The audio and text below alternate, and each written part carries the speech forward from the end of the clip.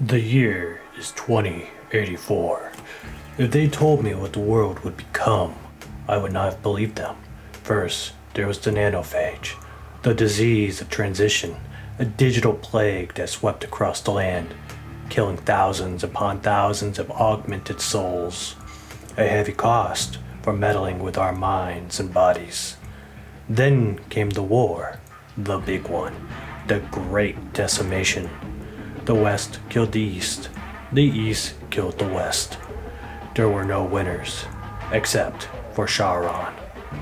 The corporation seized power and forged the Fifth Polish Republic, a crooked empire of blood and ash. There was no one left to oppose them. But still, we endured. And so it goes. The rich get richer as the poor rot away in their hovels, desperately looking for ways to escape reality. I am what they fear, a corporate tool of oppression, a despised leech that creeps into your dreams and feeds off of your fears. If you don't remember, if you won't remember. Okay, enough with the dramatics.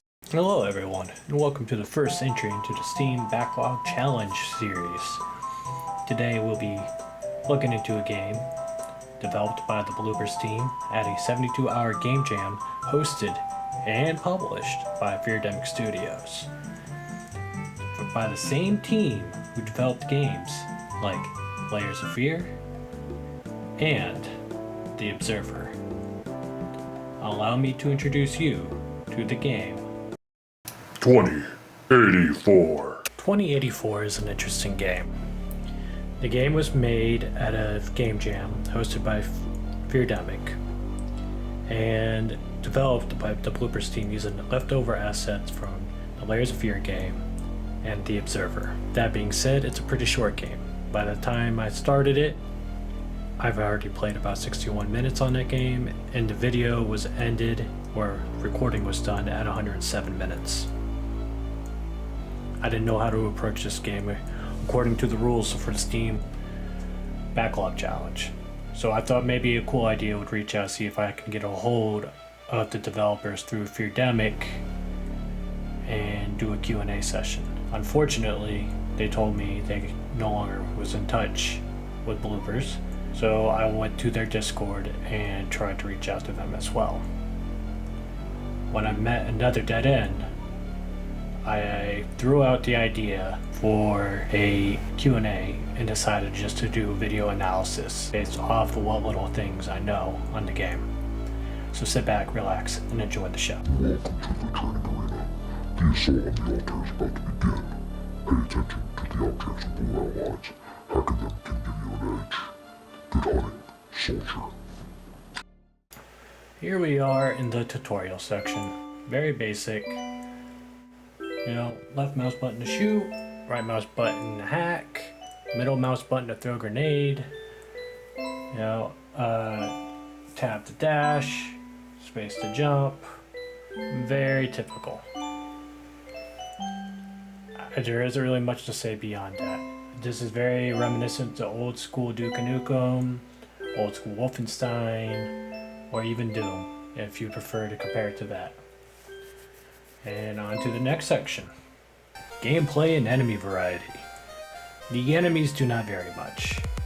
What you see running at me right now is the crux of it. They just come in different shapes and sizes.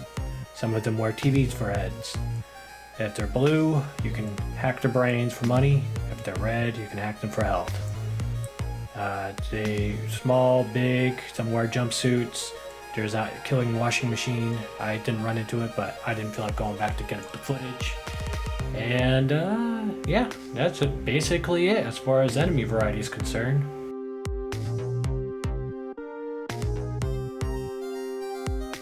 Now we're really digging into the milk and cookies of the game. So we get 3 different bosses for 3 different levels. The first boss is this here cube. Very basic boss mechanic.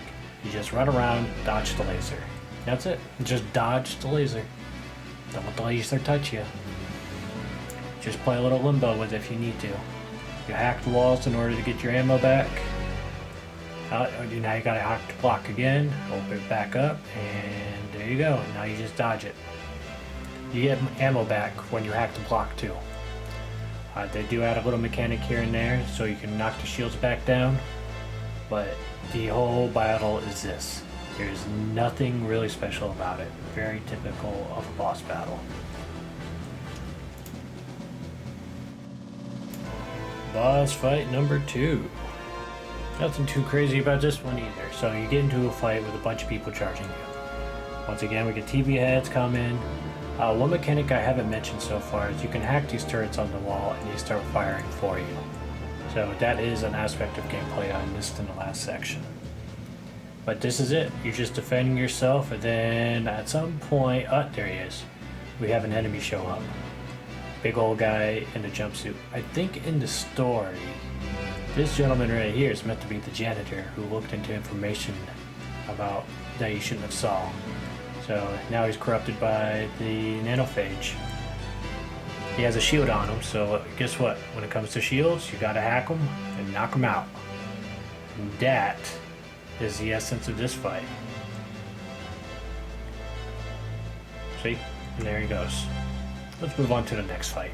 The next fight is rather lackluster though. You'll see here in a moment. I don't know if they wanted money or they wanted something more sexual. Wow. But it's a lucky thing I had my pieces. Your pieces? My guns. Oh.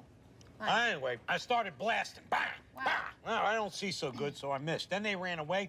I ran after them. Okay. Bang! Try to shoot them in the back. But I don't run so good either. Anyway, you guys all think I'm a hero, and I'll accept that responsibility. My final thoughts.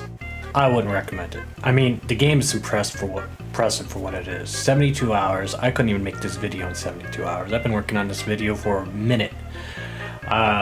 That being said, if you like old school Wolfenstein, old school Duke Nukem, old school Doom, where you kind of slide around the room just blasting, by all means, this is the game for you. It's about $9.99 on Steam right now, at the time of making this video.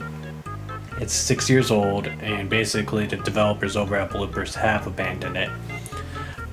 However, the game was meant to be VR, so maybe I am just going based off the impression of the desktop version. So that is it for this entry, the very first entry into the Steam Backlog Challenge.